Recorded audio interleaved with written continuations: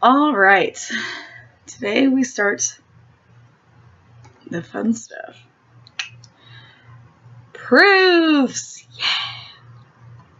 Okay, so we're going to start talking about triangle congruence and proving things and having logical reasoning to back things up.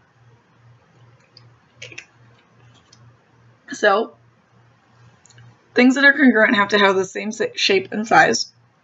Logical. When they're congruent, you can move one so it fits exactly onto another one, which again makes sense. So you have two playing cards. They are congruent. They sit right on top. Otherwise, your deck, when you go to shuffle to play Go Fish, hey, you're not going to be able to match your cards up. They're not going to all sit nice and neat together. Congruent figures have congruent corresponding parts. Now, corresponding means they match up. They line up. So think of your usage of that word for when we did our parallel lines. When you talk about congruent polygons, you always list the corresponding pieces in the same order. So let's talk about naming some congruent parts. So it's telling me that triangle TJD is congruent to triangle RCF. And it's asking me for the congruent pieces. So if I went...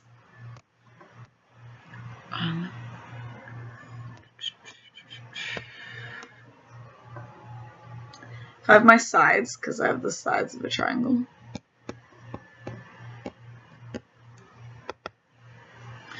I go from T to J, am I talking about, so let's say side TJ, because I'm talking about how it's written here. I start with T to J, and then on my other one I go R to C, so then those must be congruent.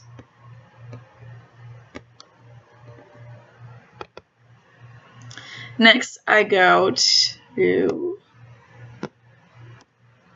JD.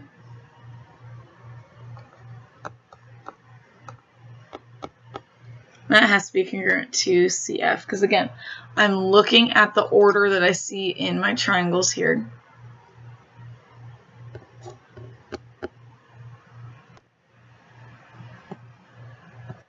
And lastly, I want D to T. And that's going to be congruent to FR. Notice how my corresponding pieces, if I rotate this shape here, I will line up exactly on this shape over here. All right, let's talk about my angles now.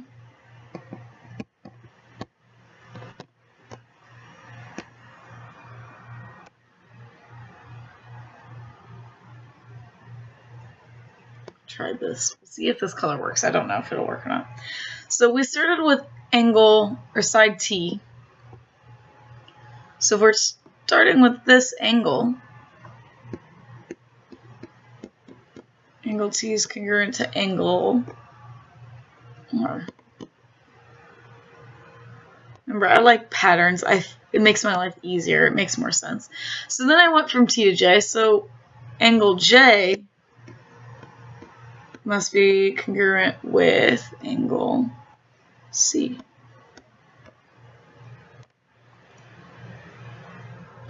And last but not certainly least, I had angle D, which must be congruent to angle F. So those are all of my congruent pieces. And I just realized you couldn't see this purple part because my face down here. So I'm sorry about that, guys. If you're like, hey, I can't see what you're doing, you could at least see my drawing. So now you can see those last ones.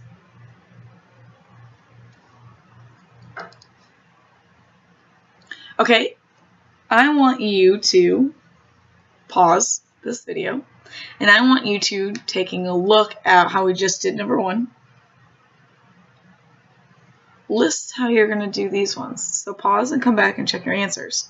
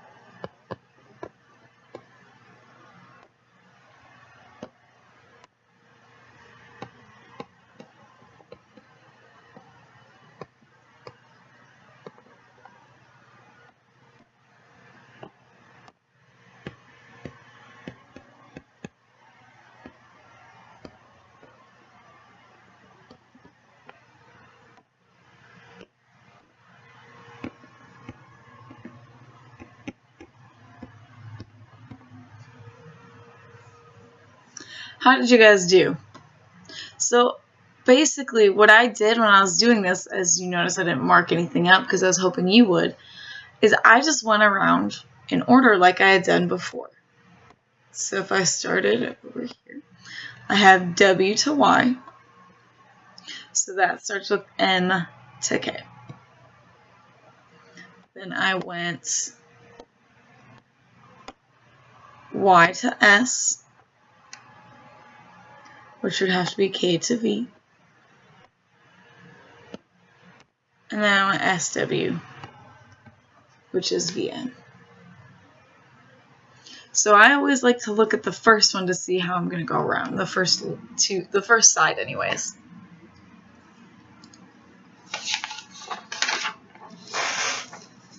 Okay, so we've talked about congruent stuff, so now let's actually really dive into it. So the first congruent part is the definition of congruent triangles. Triangles are only congruent when you have all three congruent corresponding sides and all three congruent corresponding angles.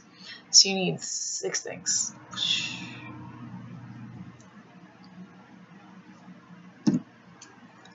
We're going to do some proofs. So we want to prove that these two triangles are congruent.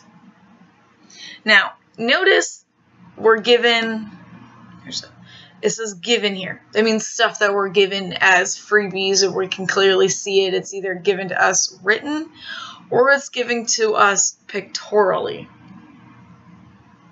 Well, this is given to me in pictures. So let's take a look at what we have been given. So step number 1, name one thing that I see. Well, I see that this side is equal to this side. So let's go ahead and say that. So SP is congruent to, now take a look at where I started. I went from the angle with 1 to the angle with 2. Good, I have to go this way. So that's one of them. Now, I'm going to keep the same color here, but do below each other because I want to make sure that we follow, everything flows nice. So that's one thing. So I'm going to go ahead and erase these arrows that I had done so I don't confuse myself with all the different drawings that could possibly become. I see that I have another equal side over here. So I could say SR is congruent to QR.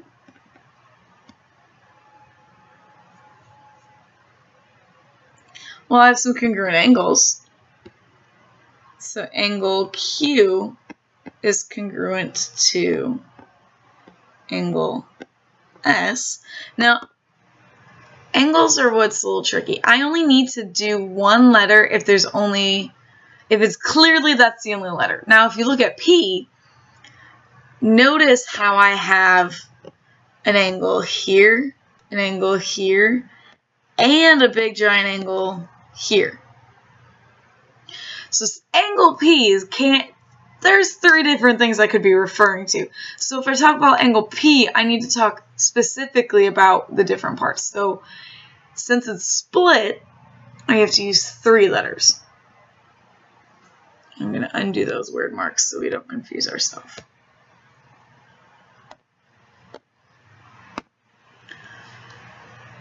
So if I go angle Q, P, R,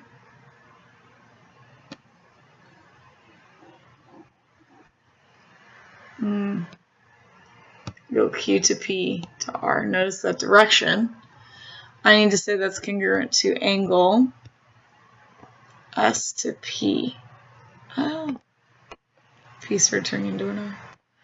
S to P to R.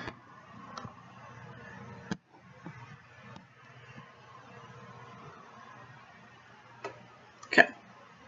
So all that stuff is on my given. I want to get rid of those arrows. Okay.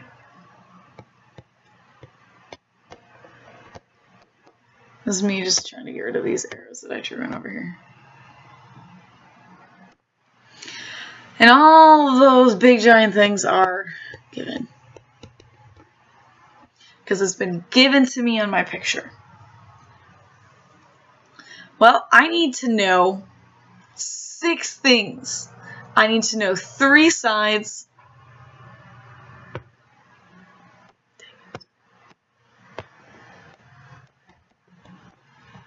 And I need to know 3 angles. So let's check off how many we have so far of each. So just with my given alone on my sides, I see I have one side I talk about here, and I see I have another side. So I have 2 out of the 3.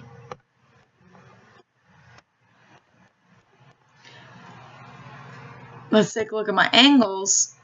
I have an angle mark here, and then I have an angle mark here, so I have 2 here. So the next spot doesn't really matter where we go next because I need 2 other pieces, and I already have 2 things. So do I want to go over the last angle, or do I want to go over the last side? Well, we need our magical handy dandy sheet that has all of our properties on it. So if you don't have it, pause it and get it out. If you don't know what I'm talking about, you need to go back a video. Okay, good. We've got it out. So let's just go ahead and go after our last side. So we're going to go back, and I'm going to do this in purple since my last thing is I'm looking for this side. So if you notice, I need to have this side. That's my last guy, isn't he? Okay, well, he folds in on himself, isn't he? So this is what's called the reflexive property. It's by saying PR is congruent to PR. Because those are 2 pieces in each of the triangle, if I cover up, bear with me for a moment, if I cover up about that side, you can see that I have the line PR in this triangle. And then if I also cover up this side, you can see I also have the PR in that side of the triangle. So I use PR in both triangles. So because of that, I can say it's equal to each other. Well, what gives me that? That reflexive property.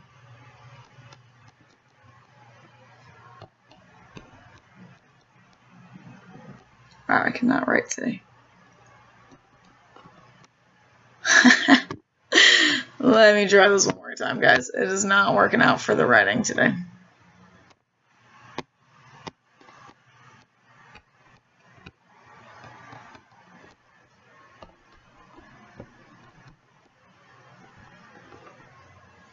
Okay, I don't know why it was so difficult.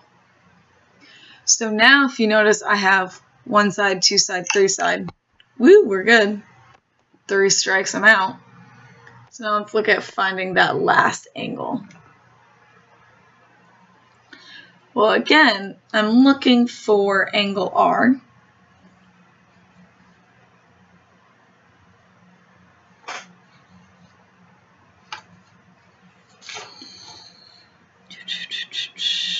So I already know that 2 pieces of my triangle are congruent. So what that means is that the next part has to be congruent. So angle QRP is congruent to angle SRP based on that lovely theorem 4:1 that we have.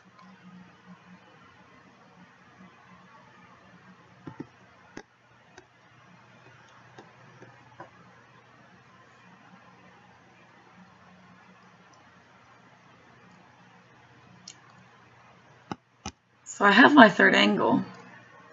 Check it off down here. Step number 4. My last step should always be what I've been asked to do. So I've been asked to prove this. So step number 4, triangle PQR is congruent to triangle PSR. And what information did we use? We used the definition of running out of room, congruent triangles.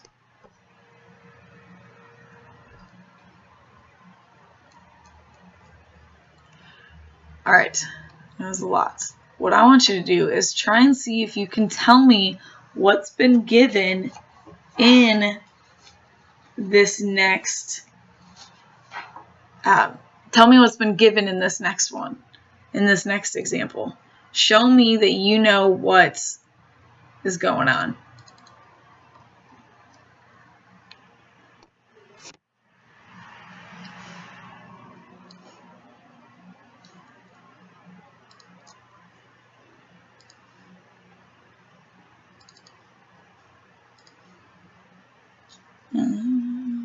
So I meant to pause the video. I'm going to start getting that stuff on there.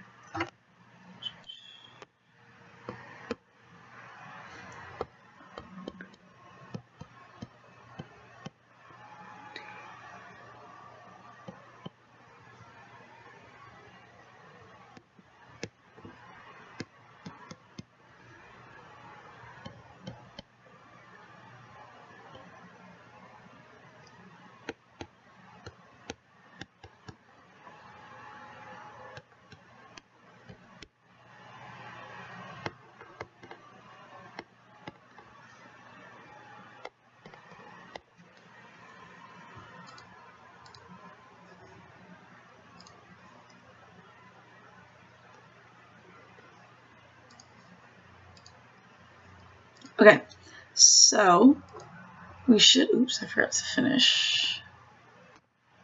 Okay. Boom. Okay, step number 1's given. So we probably were able to get to everything but this part. So these triangles here and here mean that they are parallel, which are also indicated by this symbol down here. So we're told that those lines are parallel. So let's keep that in the back of our mind because we just did parallel lines right before we started triangle congruence. So we still need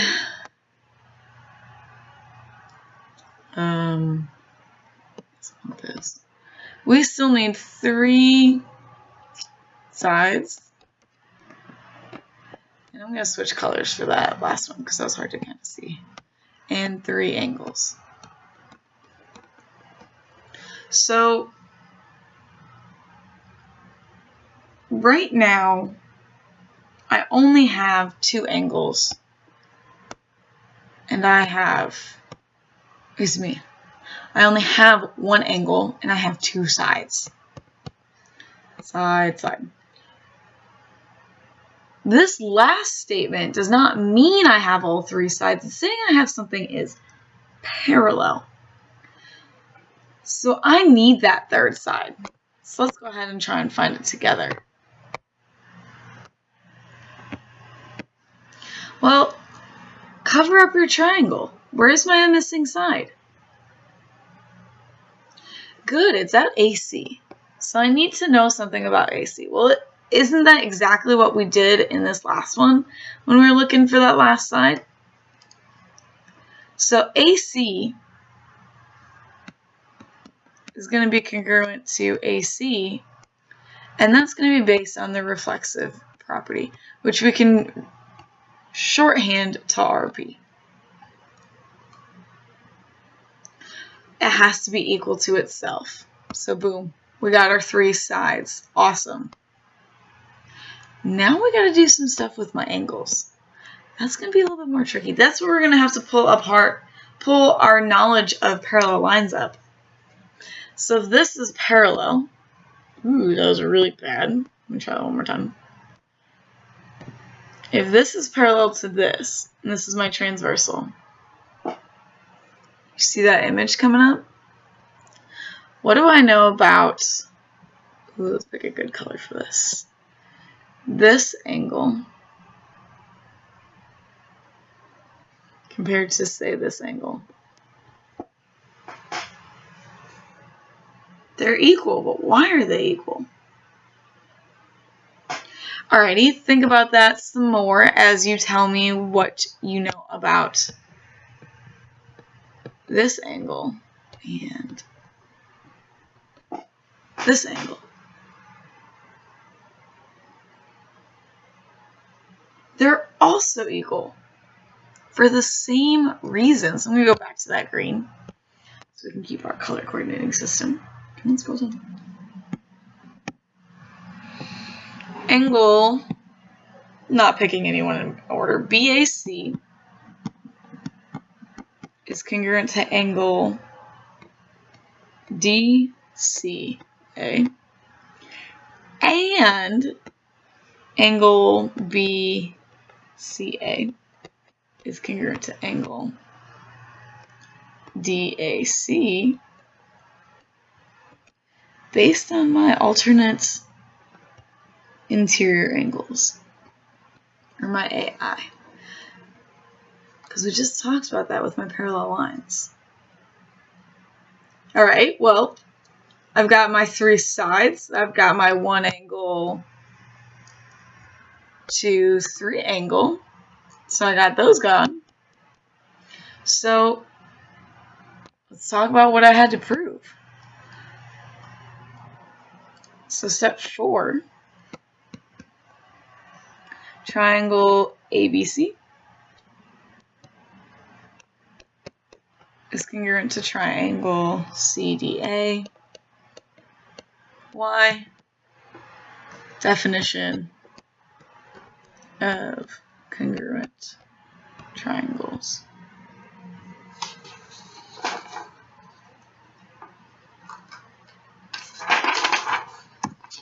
All right, guys, see you tomorrow.